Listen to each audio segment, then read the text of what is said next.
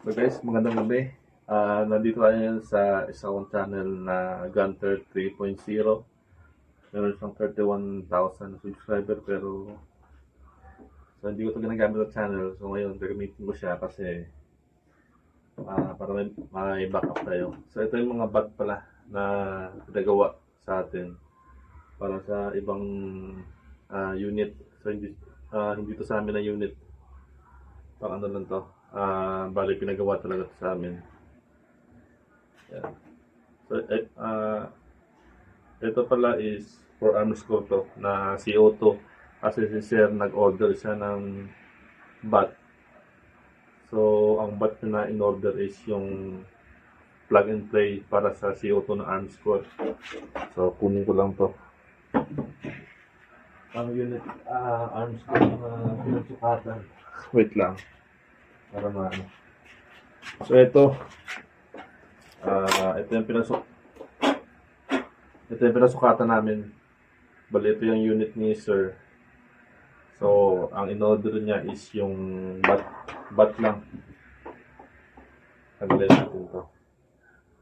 Kasi merong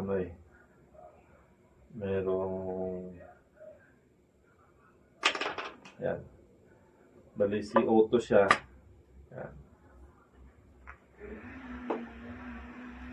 Medyo makapal siya pero solid to. Yan. So, remind ko lang na hindi pala to hindi to totoong barrel or kasi ito ay CO2. Ibig sabihin, hangin yung nandito na CO2. Hindi siya yung live or bawal sa amin yung live. So, ito is airgun lang na plain pang sports, pang hobby, pang likod bahay.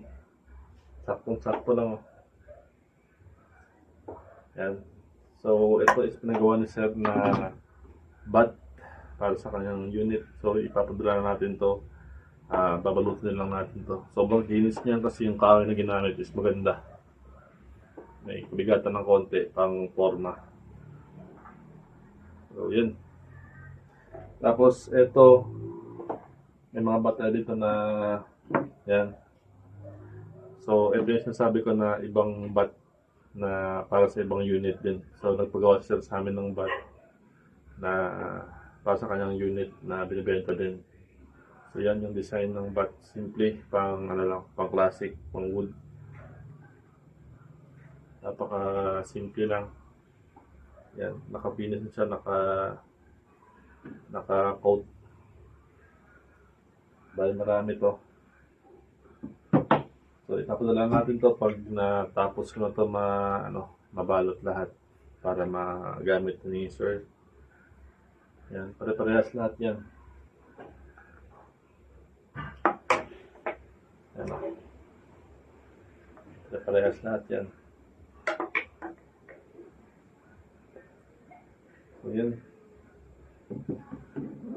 So, dito tayo mag-upload ng mga unit natin na ito yung release. Kasi marami pa. So, meron ako dito available na unit. Ito din pala, nagawa na Sir itong isang bat. So, hindi ko ito nakatatapos. So, ito pinagawa din ni Sir to. Ang unit na to. At yung bat lang pala. So, Sir nang bahala kung ano ilalagay niyo dito. Basta wala siyang butas dito. So, pwede kayong mag-order nito sa akin. Wala rin butas. Yan. Same lang din sa Facebook namin na Gunter Uy. So, doon lang kayo mag-PM. So, yan. Pang classic talaga. So, dito parang stopper. Yan. Ito, meron akong available dito na isa.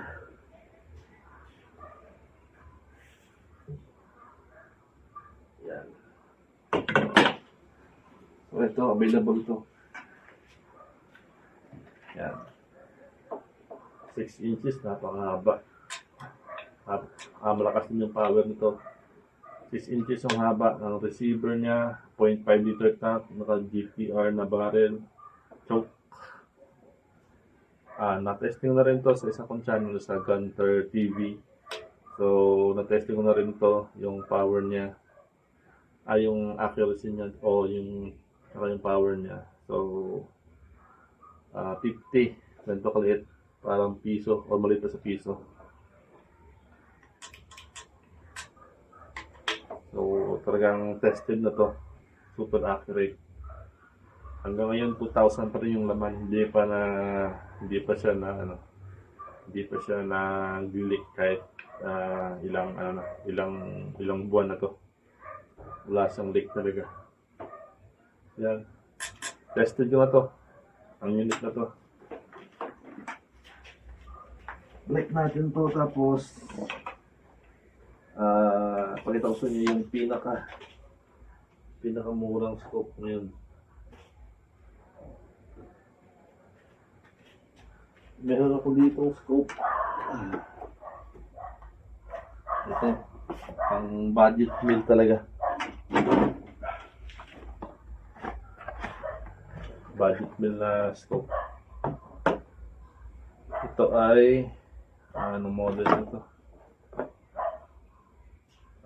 329 by 40 talagang pang budget meal. Yan, so pwede kayong mag-PM nito sa akin sa Facebook page ko na Gunter Oy. So, murang-mura lang to. Pang budget meal. Maliit siya. 3 to 9. Fixed magnification siya. 3 to 9. Super clear talaga. Pang pinaka-budget meal. Pang budget meal na scope.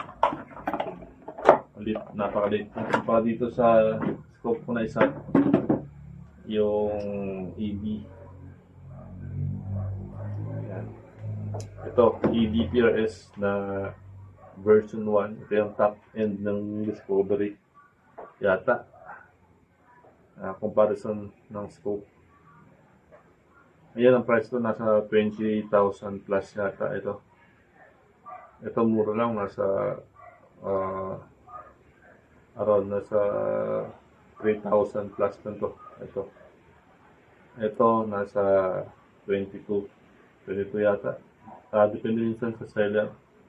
Nasa 20 plus to. Thank you Discovery sa pag-sponsor ito sa akin.